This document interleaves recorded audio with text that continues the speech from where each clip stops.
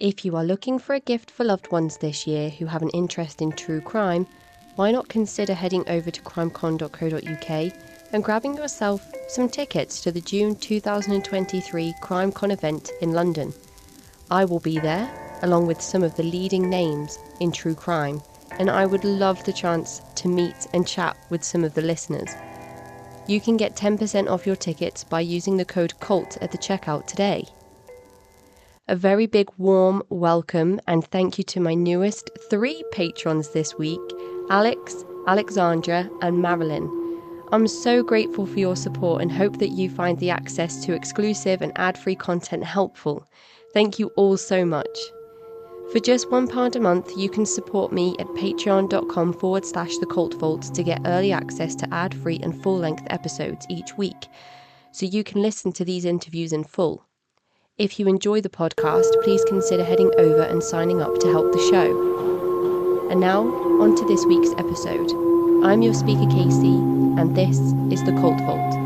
Bhagwan Sri Rajneesh, an Indian mystic and founder of the Rajneesh movement, a group that grew rapidly in the 60s and 70s, with disciples being iconic and instantly recognisable for wearing warm colours like oranges, purples and reds.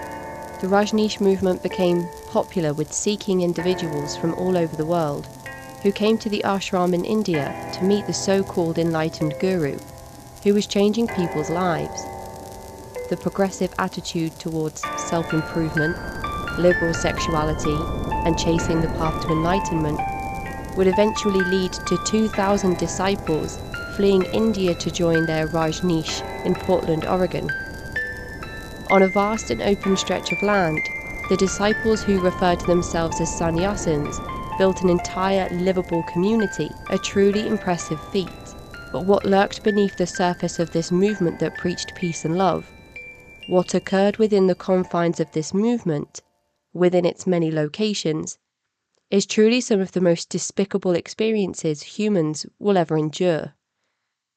Not only was it encouraged at all levels within the movement, Rajneesh himself was one of the most heinous abusers of all. Many people suffered at the hands of this charlatan, who has been since successfully rebranded, taking on the new identity of Osho, or Osho. Despite Rajneesh dying in the 90s, Osho is often quoted by intellects, by academics, by the entertainment industry, by those who have no idea that Osho is in fact Bhagwan Sri Rajneesh, a monster among men. Many people suffered at his hands, notably the children. Here to talk to us today about her experiences growing up in the Rajneesh movement is psychotherapist and counselling practitioner Sam Jahara. In part 1 of this mini-series, Sam speaks about the birth of the movement, her parents' initial involvement, and what happened to herself and other children inside this abusive and tumultuous environment.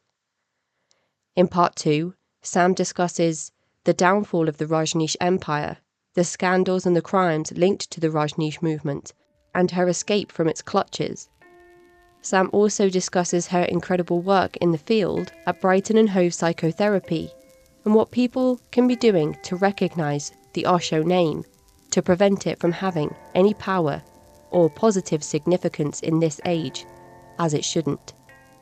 Now here is Sam.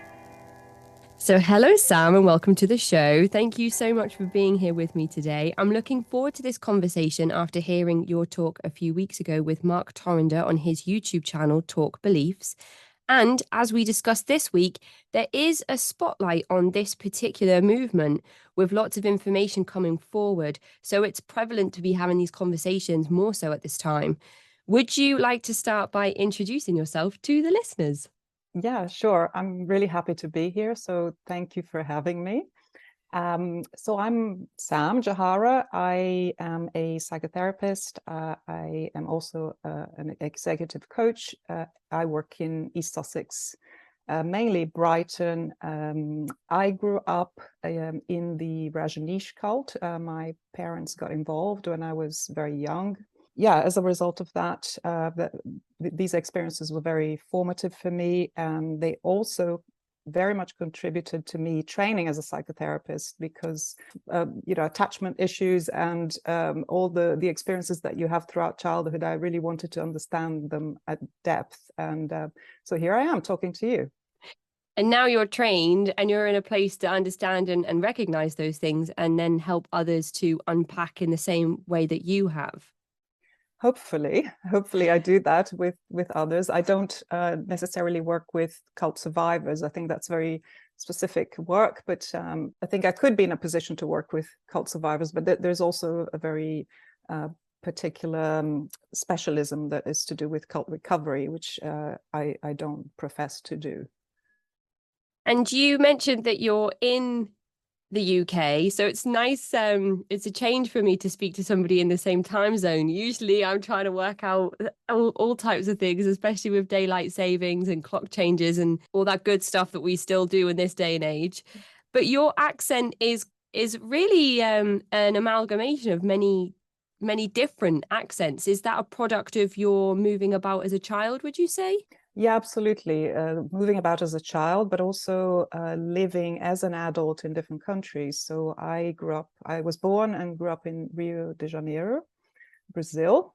And I moved around a lot as a child as a result of my parents getting involved with Rajneesh, later called Osho. So I lived in different European countries. I lived in America. In my adult life, I lived in Germany, the Netherlands, Australia. So I moved around quite a lot. So this is the most settled I've been in my life. Wow. Is it by choice that you've decided to stay in the UK? Because there are some amazing countries that you've been to. Yeah, I know, I know, right. Yes, I am. And I never expected that, because the most difficult part of my childhood was actually here. Oh, wow. Yes. So I had very bad memories from being in the UK as a child. And it's very ironic that that I have settled here. So my husband is Anglo-Dutch, and he was already living here when we met. And so we decided to build our life here, and training as a psychotherapist in the UK is actually, in my opinion, in Europe, the best place to train. So yeah, here we are. We stayed. We haven't had anybody on the podcast to date who was a child growing up in this movement, but this isn't a group that you were born into. So I wondered if you could talk the listeners through how that journey began for you. Yes. So the movement, I was born in 74, and the movement started, with more Western disciples in the early 70s. And it started really taking off in the late 70s and early 80s, which is when my parents joined. I was about 5, 6 years old. My brother was 1, 2 years old. You were talking about your children just before, and yeah, you can only imagine what it would be like for a child that young to go into something like this. And I don't know if many children who are born in the movement, I'm sure there are children who are born in the movement, but fortunately I wasn't. And so I had 5, 6 years of, let's say, normal life before it all changed. So you had some kind of scope of typical childhood before you were funneled into this mayhem. I don't know if that's an appropriate word to use. Yeah, mayhem is a great word to use, I think. Chaos. Actually, chaos is a word I use a lot because it was pretty chaotic. Yes, and I think those 5, 6 years were actually very important. So when you talk about being born, I can only imagine what it must be like to be born into a certain doctrine of this kind. Yeah. So with you having some reference points to typical childhood and then becoming more and more and more involved as a family in the Rajneesh movement, especially as the movement grew, how was it that your parents decided to join up and follow the movement in the first place? Was it a dual decision?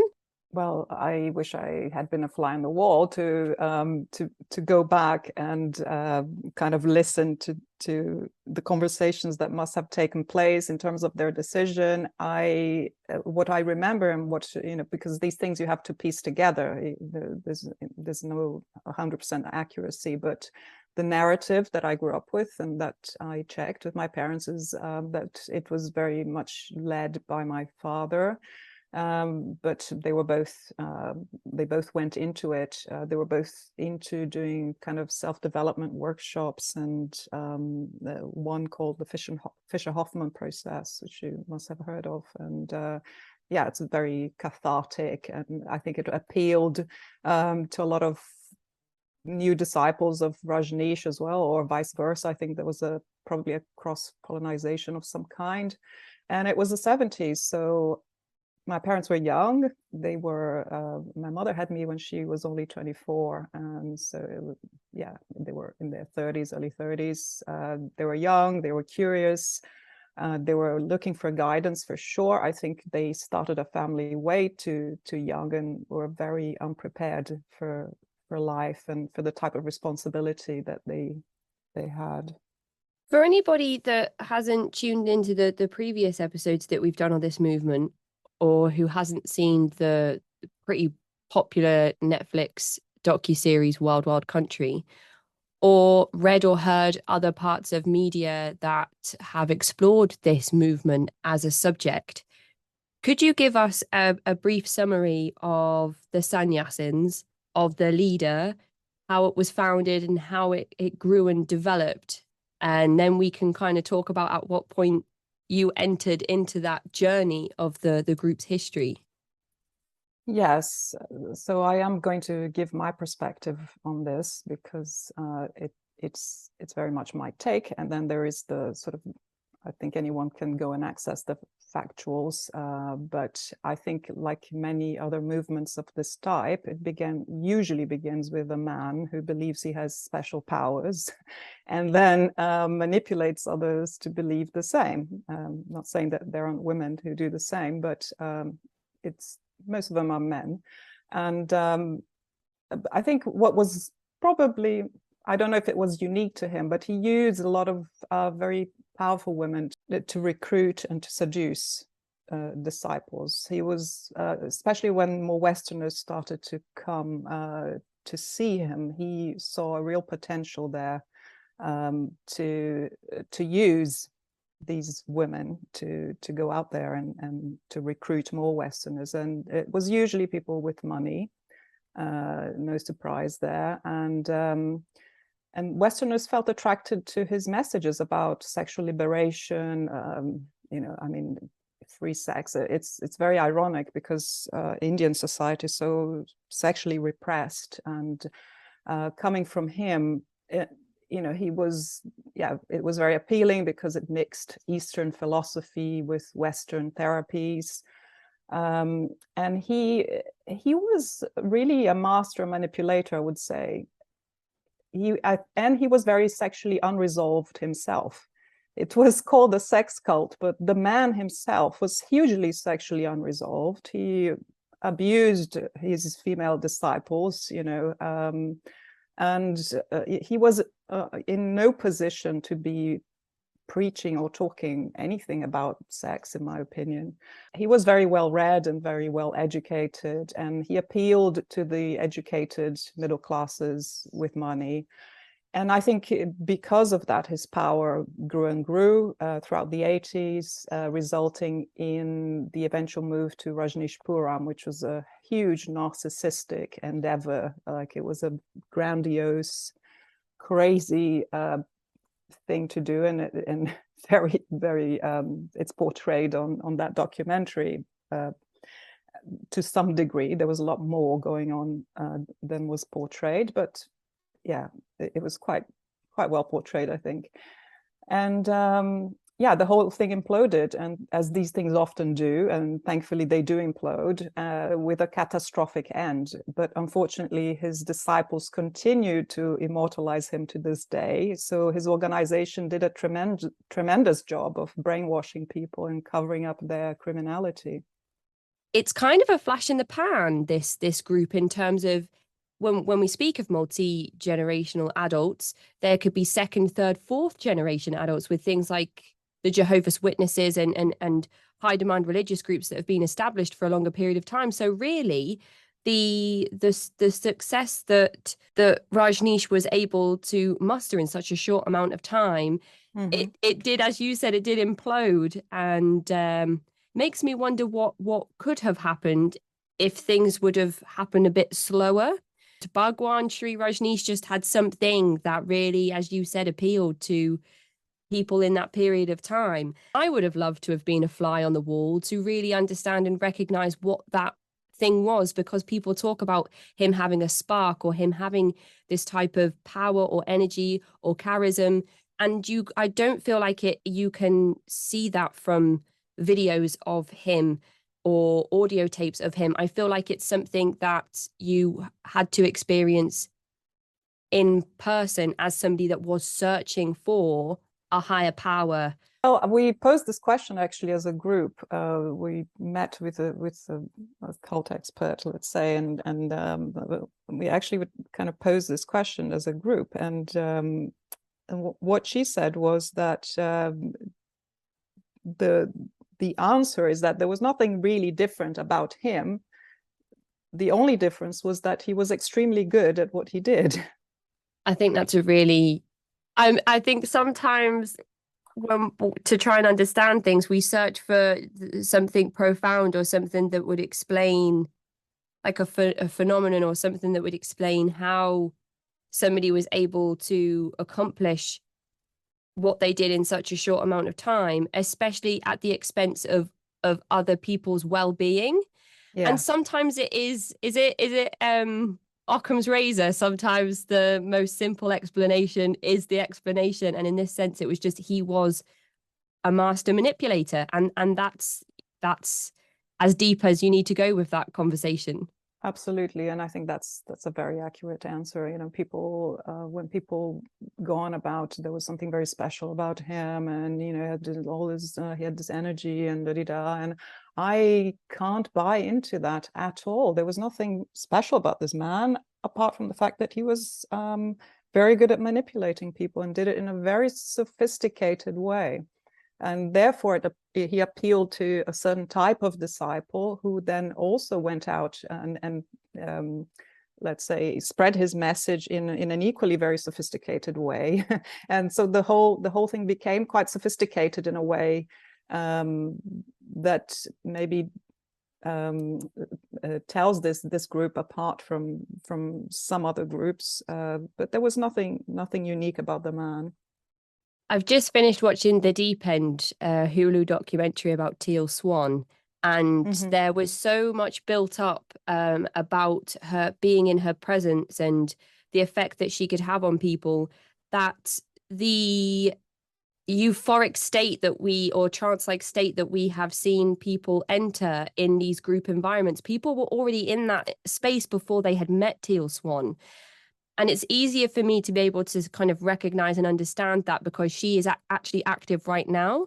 So perhaps that same thing was happening. As you said, he had people go out and recruit or proselytize, evangelize people for him at that point.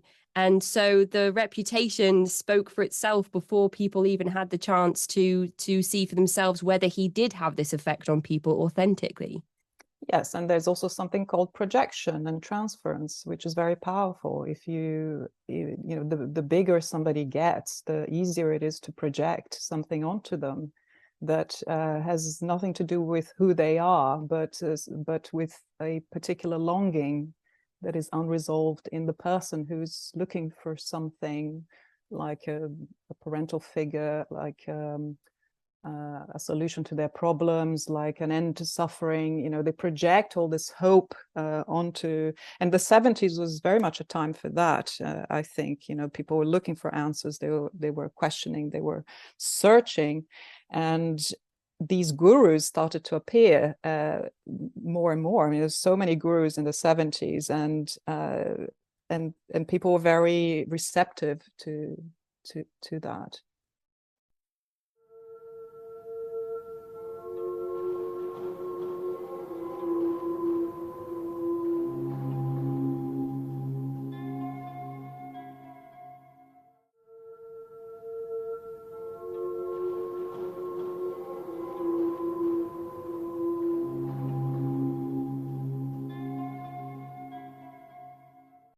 And the Eastern mysticism and influence, I suppose, at that time would have been something that was different, was new, hadn't really been explored in the 60s. And I watched a documentary on the Source family recently where one of the really devout followers of James Baker, the leader of the group, said that he was searching for something as a casualty of the 60s. And that really sounded like quite a profound thing, especially if you consider the politics and the disenchantment and the changes in people's affiliation with Christianity at that time and the rise in feminism and all of the drugs.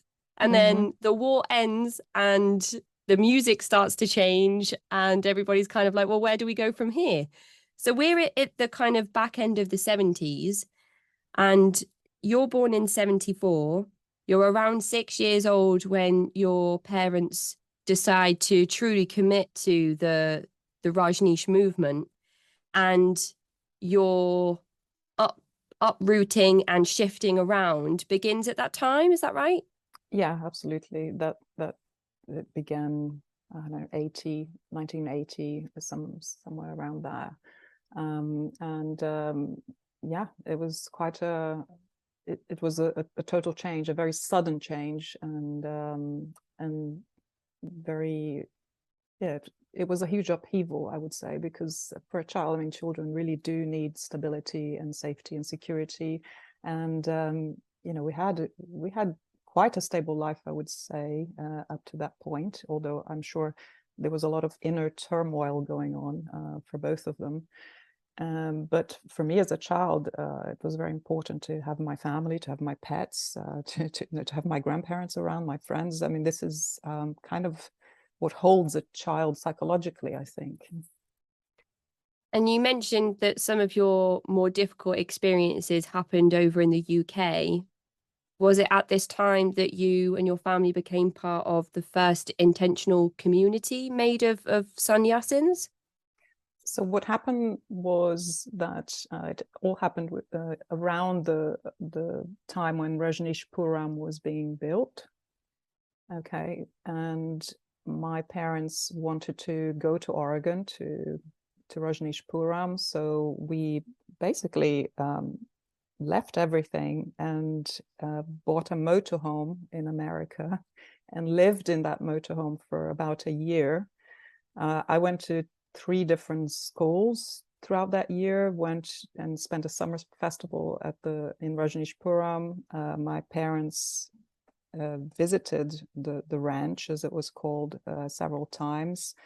So after that year in America, I went back to Brazil, was left with my grandmother for 6 months, whilst they went back to, I think my mother went back to the ranch. My father was kind of, their relationship was very, it was in turmoil, because you can't join a movement like this, where you're being encouraged to have lovers, and that the nuclear family is very much spoken against. The stuff that was being professed was not conducive to family life at all. So then they started doing that, going to India, going to Rajneesh Puram to be with Bhagwan or Rajneesh, and then we went back to Brazil, and then my mother and my parents decided to go to Europe and live in the communes there, and that was the time when all these different communities started popping up, and it was quite an enterprise, actually, because they ran so well. They had their discos, their cafes, their restaurants, their schools. It was an incredible enterprise. I was going to ask what your education looked like. Moving from country to country, education is going to look different from each place. And depending on how long you stay in one area, you might end up repeating things you already know, or taking part in classes that are way too advanced for your level. And if you're talking about intentional communities, there's the chance that you're not going to any type of official education facility, like a public school. But then does the middle class aspect play into this, where you might expect to have teachers involved in these communes who can offer some type of formal education? What did that look like for you? education was all over the place during those 5 years. I missed out on education big time throughout the commune times. We had very little education. There was no, I don't remember any books or any homework or any formal education. What do you think of as formal education?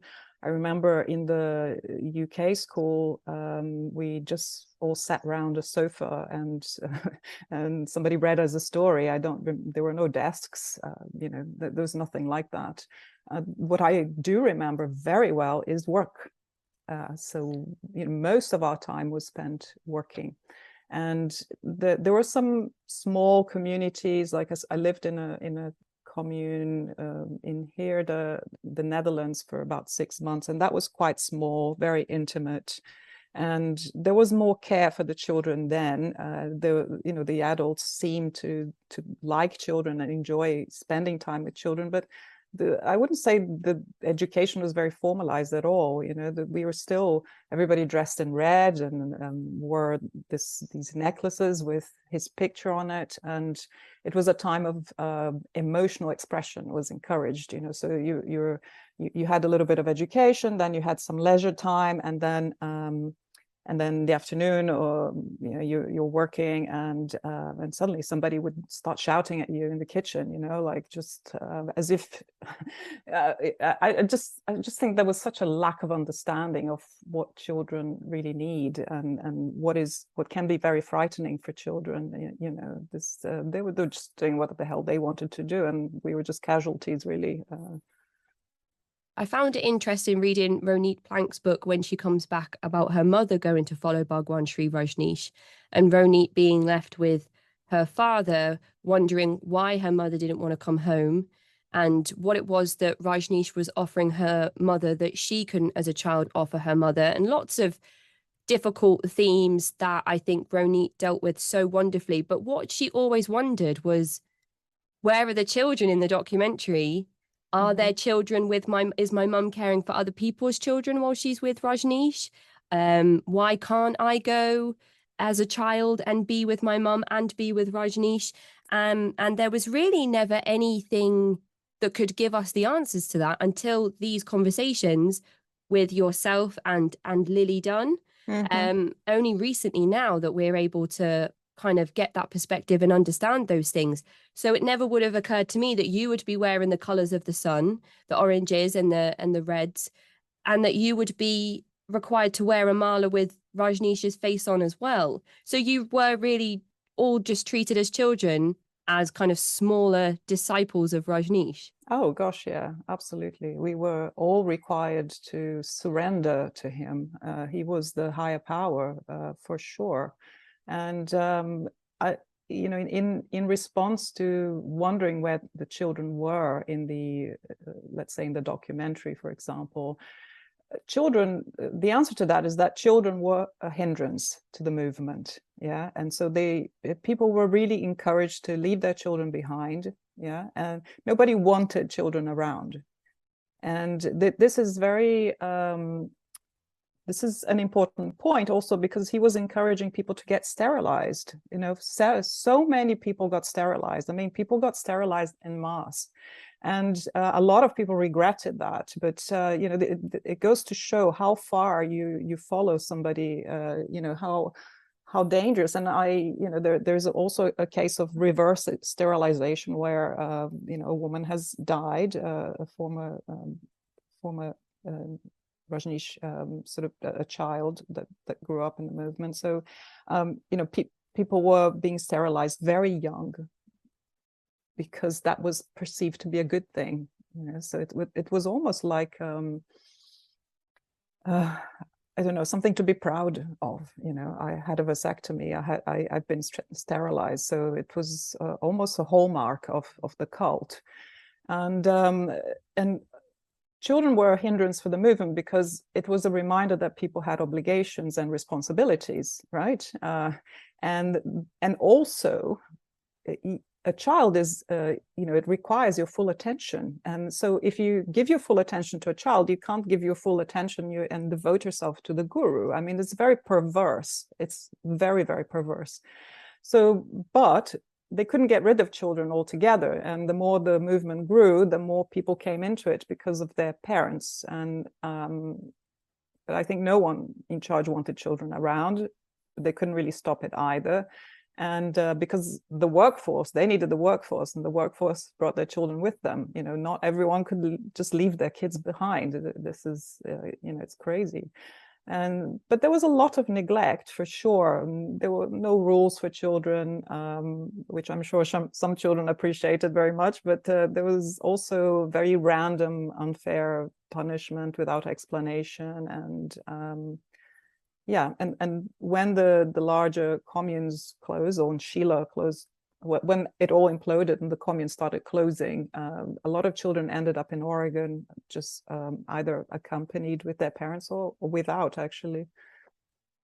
It's interesting to look at the role of sexuality in different cult-like groups and recognize how the message around free love and sexuality can be from one extreme to the other, but the result is always the same for leadership, whether that is in the children of God encouraging intergenerational relationships, which I'm saying in air quotes, and encouraging people to have more and more and more children to grow the numbers of the movement.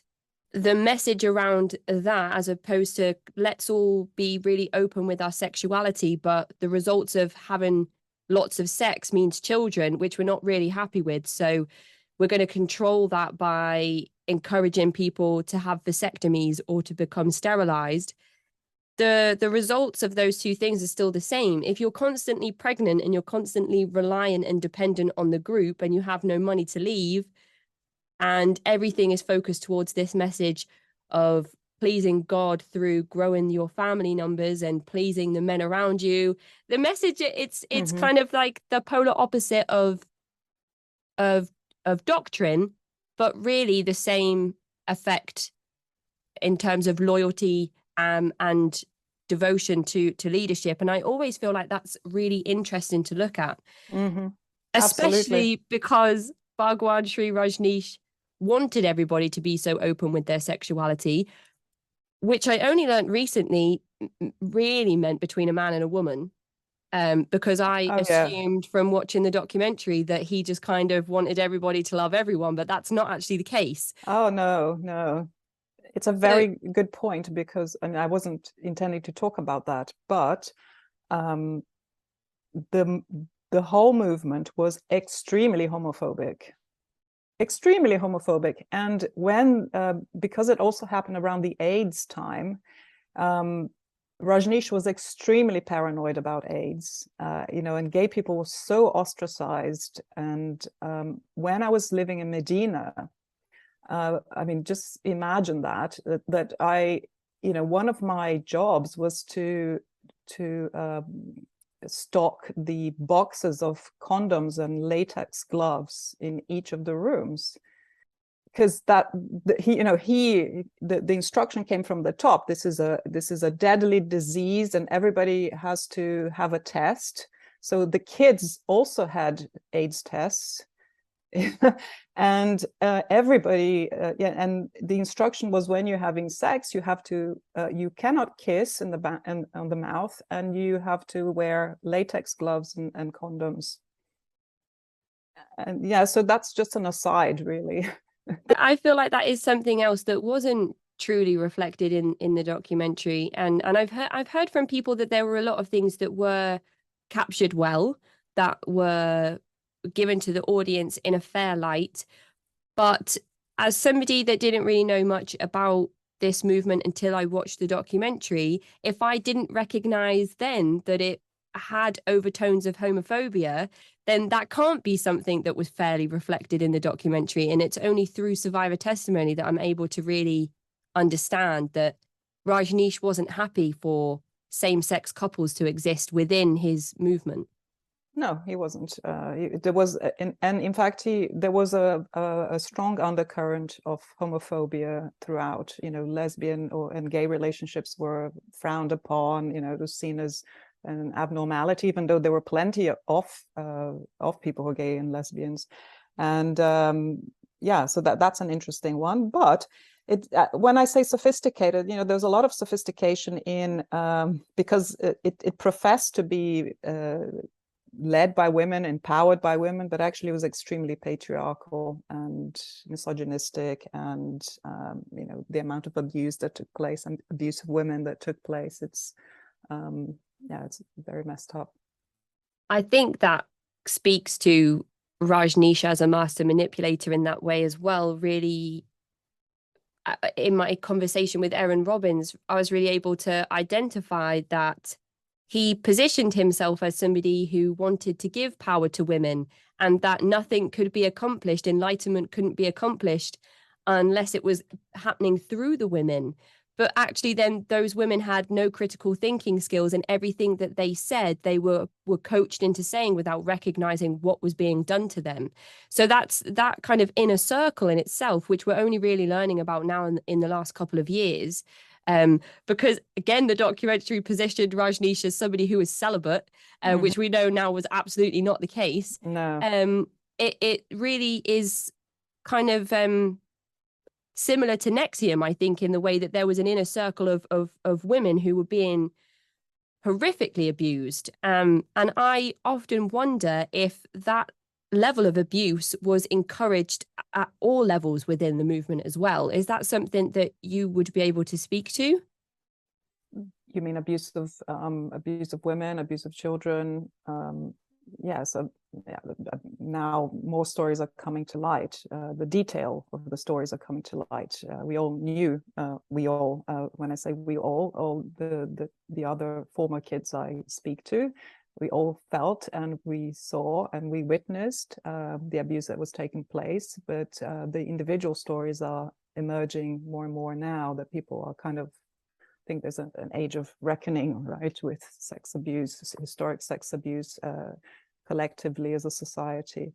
And abuse was taking place. I mean, financial abuse, spiritual abuse, emotional, psychological abuse.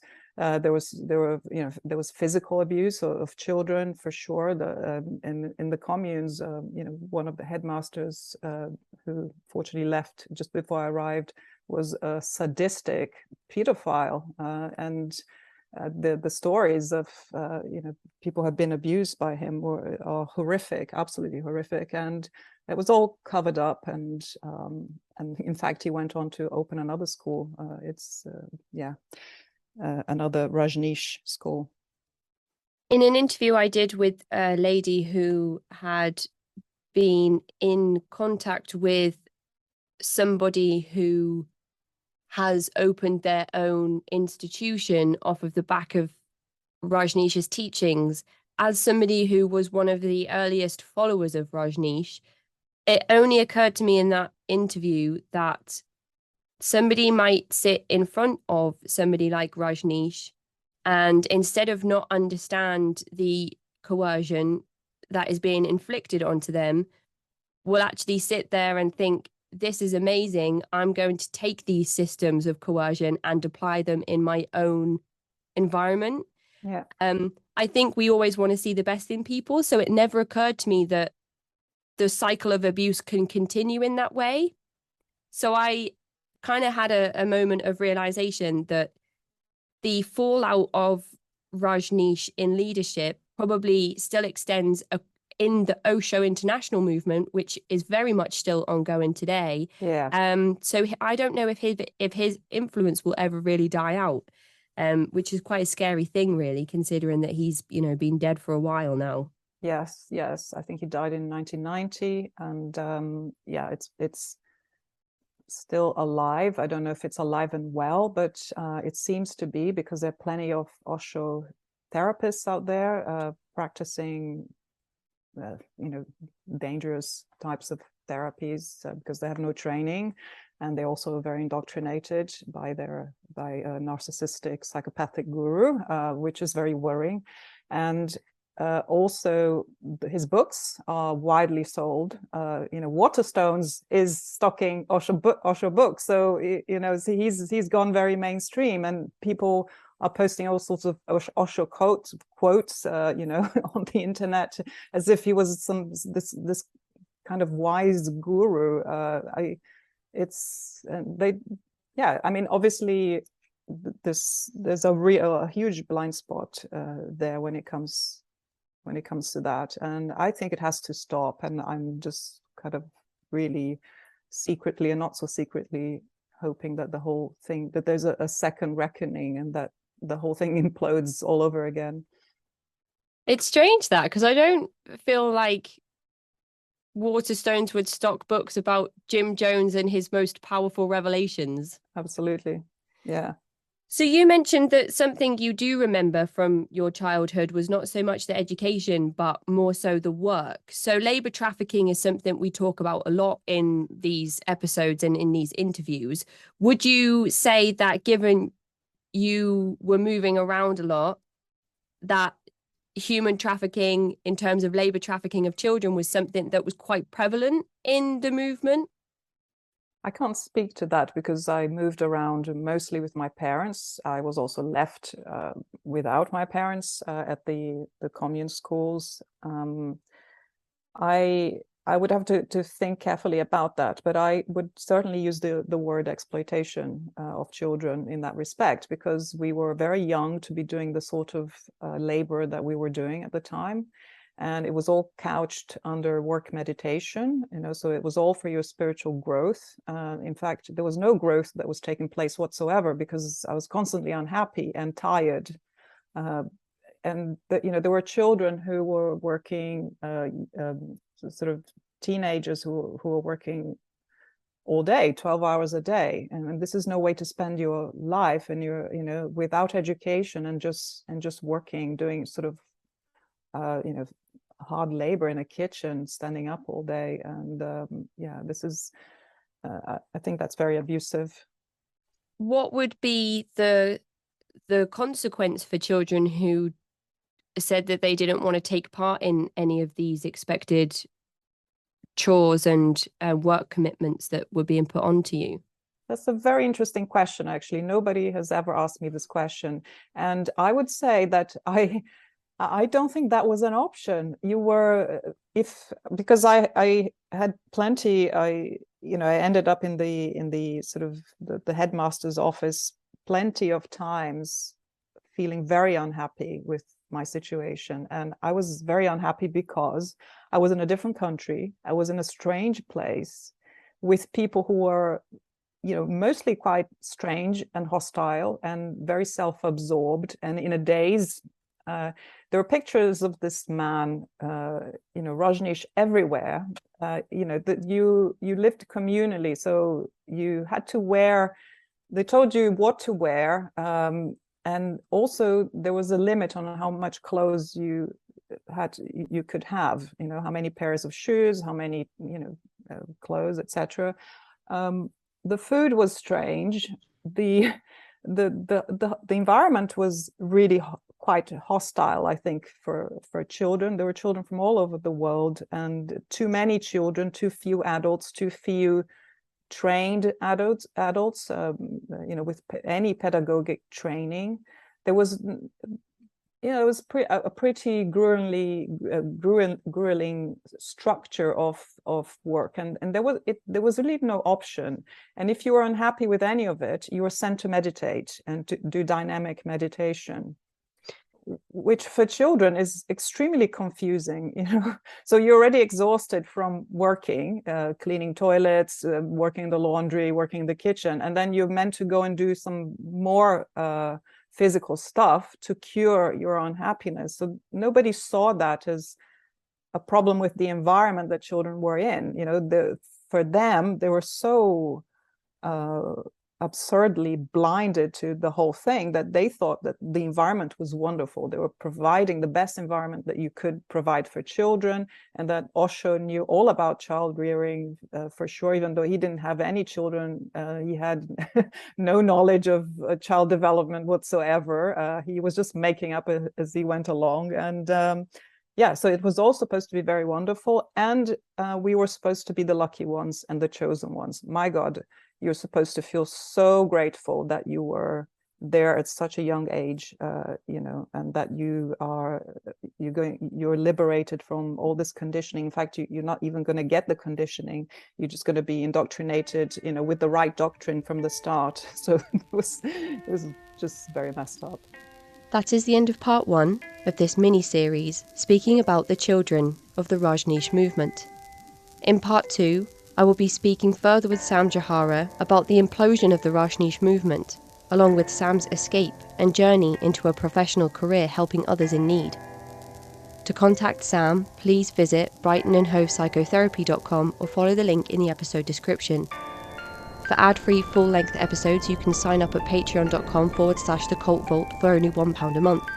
To get in touch with me, you can find me at cultvaultpodcast@gmail.com or follow me on Twitter and Instagram @cultvaultpod. I'm your speaker Casey, host of the Cult Vault podcast.